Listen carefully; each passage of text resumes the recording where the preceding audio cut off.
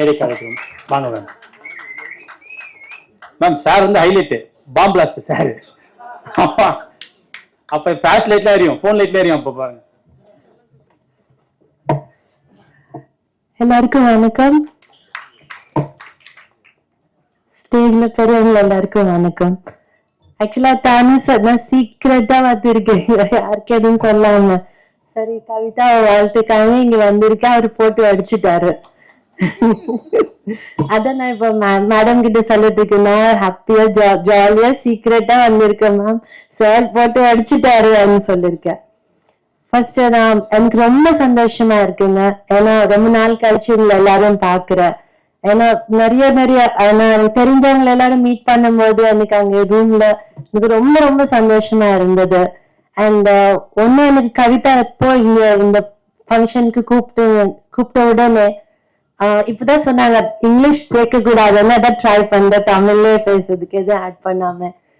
So எனக்கு first நாங்க எந்த ஹீரோயின் ஆகட்டும், எந்த படம் ஆகட்டும், எந்த ப்ரொடியூசர் ஆகட்டும், எந்த டைரக்டர் ஆகட்டும், யார் வந்தா கூட எங்களை எல்லாரையும் ஜனங்க கிட்ட கொண்டு போறது நீங்க பிரஸ் மட்டும்தான், பத்திரிகைக்காரங்க மட்டும்தான்.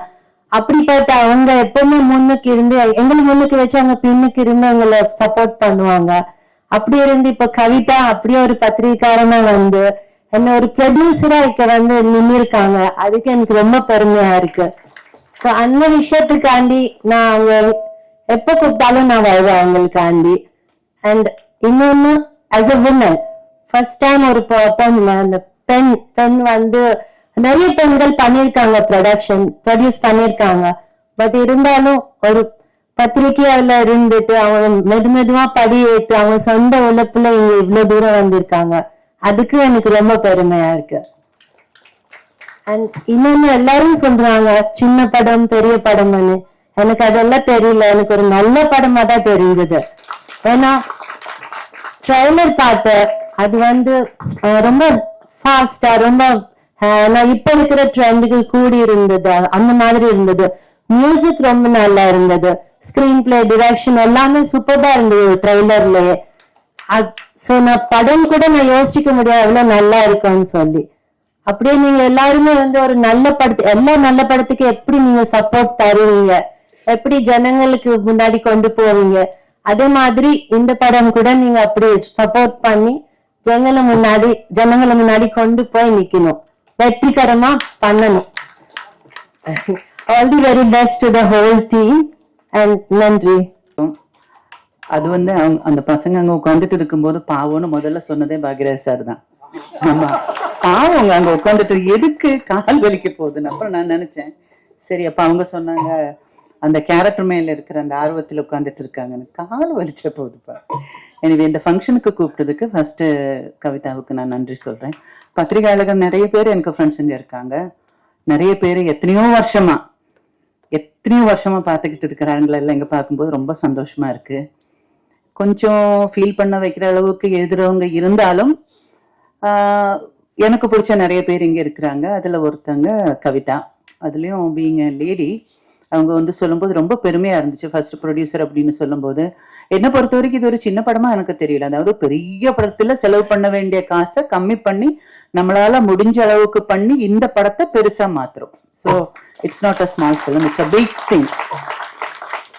ஒரு தியாக சொன்ன மாதிரி இந்த மாதிரி நிறைய படங்கள் அவங்க பண்ணணும், படங்கள் ஹிட் ஆகும். இதுல வந்து ட்ரெய்லர் பார்க்கும்போது எனக்கு பிடிச்ச ஒரு டயலாக் அது இருந்ததுன்னா அன்னைக்கே நான் கவிதா கிட்ட சொன்னேன், இருக்கிறவங்க எல்லாம் கெட்டவங்க தான், அது முடிச்சுட்டு 2 ரகம், ஒண்ணு வந்து மாட்டிக்கிறவங்க, ஒண்ணு வந்து மாட்டிக்காதவங்க. எனக்கு அந்த டயலாக் ரொம்ப பிடிச்சிருக்கு. அது இல்லாம இதுல பண்ணிருக்கிற ஒவ்வொரு கேரக்டர்ஸும் அதுக்காக அவங்க செலக்ட் பண்ணிருக்கிற ஃபேஸஸ் பொருத்தமா இருந்த மாதிரி நான் ஃபீல் பண்ணேன். அதுல நடிச்சிருக்கிற எல்லாருக்கும் என்னோட வாழ்த்துக்கள். இந்த படம் பெரிய வெற்றி ஆகணும். அதுவும் இல்லாம வெற்றிகரமான ஒரு வழிக்கு கொண்டு போக வேண்டியது உங்க நண்பர்கள் பத்திரிகையாளர்கள் கொண்டு போகணும். அது நம்ம டியூட்டி மாதிரி நம்ம நினைச்சிட்டு இந்த ஃபங்க்ஷனுக்கு என்ன கூப்பிட்டதுக்கு மறுபடியும் நன்றி சொல்லிக்கிட்டு 100வது நாள் ஃபங்க்ஷனுக்கு மறுபடியும் பார்ப்போம். ஒரு சின்ன ரெக்வெஸ்ட் மேம், பாக்யராஜ் சார் இங்க இருக்காங்க, அந்த 7 நாட்கள் ஏதாவது எங்களுக்கு ஒரு நினைவுகள் இருந்தா கொஞ்சம் சொன்னீங்கன்னா எங்களுக்கு நல்லா இருக்கும். கண்டென்ட் இதெல்லாம் நினைவுகள் சொல்ற மாதிரி எல்லாம் ஒண்ணும் இல்லை. ஷூட்டிங் வந்து கொஞ்ச நாள் 2-3 நாள் ஷூட்டிங்ல பேசிட்டு இருக்கும்போது நான் தமிழ் பேச ஆரம்பிச்சோன்னே தமிழ் பேசுறேன், ஓகே. அப்புறம் கொஞ்ச நாள் டைரக்டர் சாரே சொன்னாரு, இந்த படம் முடியும் போது ஒண்ணு நான் தமிழ் மறந்துடுவேன், இல்ல நான் நல்லா மலையாளம் பேசுவேன் அப்படின்னு சொன்னது அந்த ஞாபகம் எனக்கு இருக்கு. அப்புறம் வந்து அதுல ஒரு சீன் பண்ணும்போது அந்த நைட்டு லேட்டா வருவாரு, பாக்யராஜ் சாரும் கோபியும் லேட்டா வருவாங்க. வந்தோடனே இந்த வீடு வாடகைக்கு கொடுக்கும்போது உனக்கு நான் என்ன சொன்னேன் அப்படின்னு கேட்கும்போது எந்த பரஞ்சு அப்படின்னாங்க. 9 மணிக்கு மேல டோர் திறக்க மாட்டேன்னு சொன்ன ஞாபகம் இருக்கா அப்படின்னாங்க. ஆமா அப்படின்னு சொல்லிட்டு ஏதோ சொல்லும்போது என்ன மூஞ்சி சுழிச்சுக்கிட்டு பதில் வருது அப்படின்னு நான் கேட்பேன். அப்ப சார் வந்து அப்புறம் நான் சொல்ல கொஞ்சம் சிரிச்சுக்கிட்டு சொல்லாமன்னு சொல்லும்போது அவர் ஒரு மாதிரி மூஞ்சி வச்சுக்கிட்டு சிரிச்சுக்கிட்டு சொல்லுவாங்க. அப்போ அந்த டேக்ல நான் சொன்னேன், இதுக்கு முன்னால இருந்த மூஞ்சியே பரவாயில்ல அப்படின்ற மாதிரி நான் சொல்லுவேன். எனக்கு சொன்னதுக்கு அப்புறம் தான் சொல்லியிருக்க கூடாதோ அப்படின்னு ஃபீல் வந்து நான் சார் நான் அது சொன்னா பரவாயில்லையா அப்படின்னு கேட்டேன்.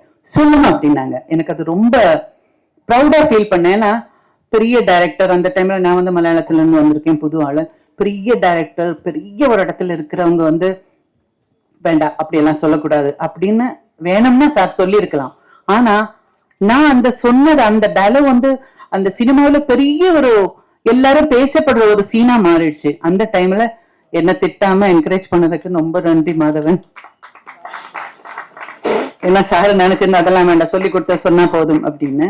பட் ரொம்ப நல்ல நினைவுகள் தான் அந்த நாட்கள். பெரிய ஹிட்டா பண்ணி கொடுத்து கிளைமேக்ஸ் வந்து கொஞ்சம் லேட்டா தான் நம்ம ஷூட் பண்ணோம். பட் எனக்கு என்னோட என்ன சொல்றது கரியர்ல பெரிய ஒரு டேர்னிங் பாயிண்ட் கொடுத்த ஒரு ஃபிலிம். இப்பவும் எங்கேயாவது போகும்போது கூட அந்த நாட்களை பத்தி தான் நிறைய பேசுறாங்களே தவிர, அதாவது வசந்தின்ற பேரு இன்னும் ஆளுங்க மனசுல இருக்கிறது ஒன்லி பிகாஸ் ஆஃப் அவர் great director Bhagyaraj sir. Thank you so much. Thank you ma'am, thank you.